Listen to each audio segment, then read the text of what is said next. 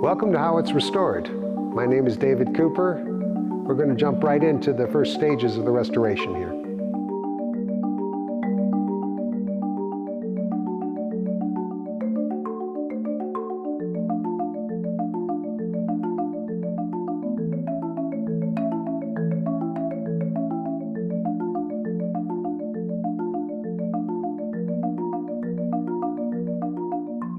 So when the car was here and we spent a long time analyzing it and studying where the car was going to go, we started then very carefully disassembling the car and exposing the various components, which all had to be worked on differently. I mean, we had already made a decision that we weren't going to stick with the white ivory colored paint, but we're actually going to bring it back to the color that Dorothy Patton had chosen, and we were going to do that with nitrocellulose lacquer. There were two kinds of paint primarily used at that time.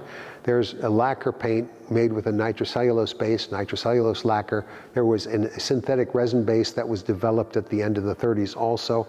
It was mostly developed, the synthetic resin was developed for appliances, but applied to cars because it was a little less labor intensive than this type of paint. But this car was, Peugeot Darl'mats were painted with a nitrocellulose lacquer, which is a wonderful paint. It gives a very glass-like finish.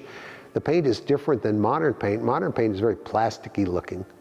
And part of the reason for that is how the color and the chemistry of the paint work. On the lacquer paints, lacquer is a suspension, so it's more like tea, where the color is actually, the color molecules are floating within the nitrocellulose lacquer base.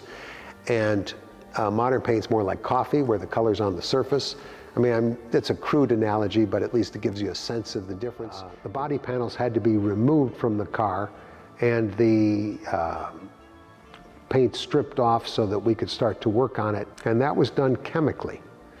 So there's multiple ways you can strip paint. You can sand it off, you can chemically remove it. We chemically remove the paint because we don't want to damage the underlying sheet metal. We want to see what the sheet metal looked like underneath, where the seams were, where the welds were, what was done when the car was formed, what do we have to know when we're putting it back together.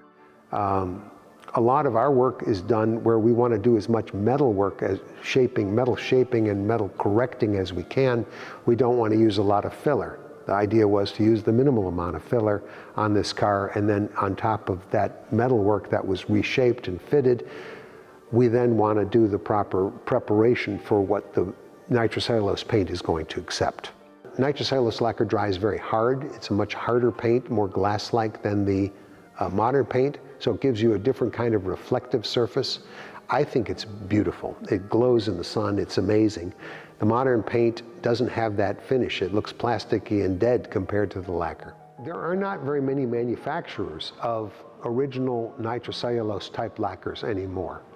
We know of two in Europe, and we can buy the paint from them. And we've made a study with those manufacturers of original pigments. This is another question, because to get the colors right, you have to use authentic pigment, but the authentic pigment may not be the same pigments they use in the modern paint. So we've also collect vintage authentic pigments to be able to put into the paint. I order the paint from the suppliers in Europe, and I have to bring it in as hazardous material into the United States. So it goes through a fairly lengthy process of just shipping. And it's expensive and time consuming to get the paint, to buy enough of it to make sure we get the colors matched the way we want, to mix it properly. These are all questions with this paint. These cars are hand-built cars. Each one of them is hand-built. Each car is distinct from each other slightly.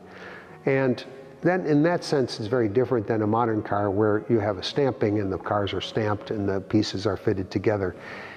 But in a sense, you know, the fenders are a separate component, and the reason why you have what's called a welting, a soft material in between the fender and the body, is because there might be a rubbing between those parts if they're not properly tightened or don't properly fit or might take the paint off. So, you know, this is very different than modern car construction in that sense. I should tell you that when we work with nitrocellulose paint, the reason why it's so labor intensive is because you're spraying layer upon layer of nitrocellulose paint. You're doing that very, very thin layers, and you spray it over and over again, and then in between every group of layers, you're sanding. and block sanding the paint to get it flat again and make sure the next layer fits. So it's a very involved, labor-intensive process of spraying this kind of paint. I mean, we might paint 3 thin layers at once and then let it sit, and then it sits for a few days so that the paint completely air dries, and then you can sand it and paint the next group. So it's a very slow process of drying, and that's part of what you're looking through are all those paint layers that are sprayed on the car, very thin. And it's what makes lacquer distinctive. It makes this car glow in the sun.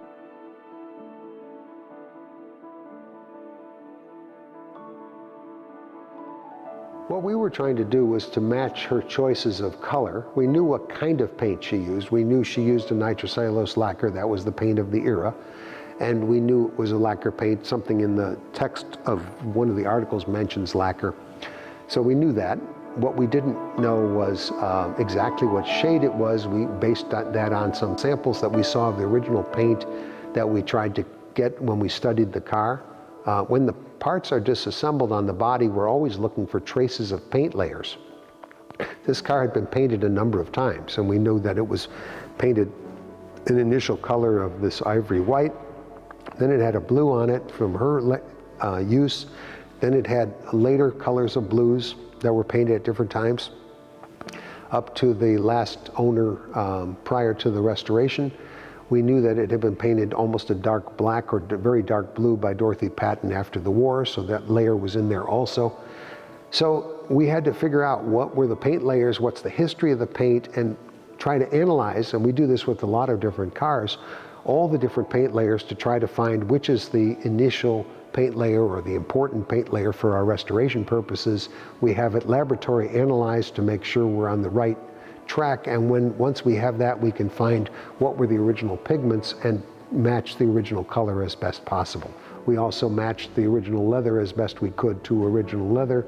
There were no good samples of the blue, but we got the dark blue leather from the kinds of colors that she was choosing in the range of colors that were available, and we matched the leather that way.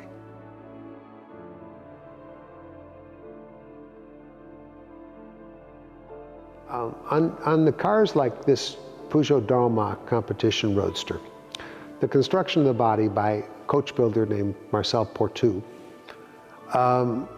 what he would do is he would build a wood skeleton, and that skeleton would then be wrapped with sheet metal, and the sheet metal would either be steel or aluminum, in this case part of a combination of both. The body was steel, parts of it were aluminum for weight, but the idea was that they would build the real structure of the body was all a wood structure. And the reason they did that is because they were making one-of-a-kind or very small limited production cars. We got into it, this particular car, the wood had been replaced when we got the car in the previous restoration. In general, they did a very nice job, but there were a couple things we had to fix and get into. One of them was the doors. The problem with the door was that the doors did not stay latched or latched very clearly or correctly, and they didn't line up very well. What's interesting to me, and we work hard to try to do this, is that the wood that was used for the skeletons of these cars was, especially on French cars, was largely made of ash. And they chose ash for a couple reasons. Ash is it's a hardwood that has a kind of grain that doesn't separate. It allows it to flex a little bit before it splits, unlike oak, which has a big long grain, but if it bends a little bit, it splits right along those long grain lines.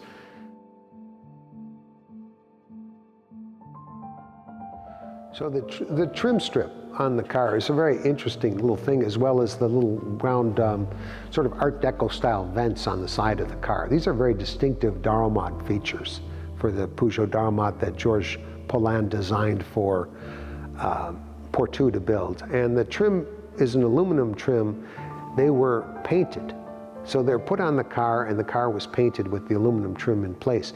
If the aluminum trim is left in its polished state, it draws attention to itself in a very different way than it does if it's painted.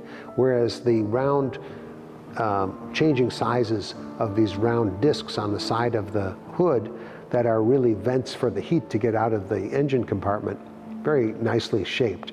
Those were polished aluminum. They're cast aluminum pieces and then polished. They were never painted.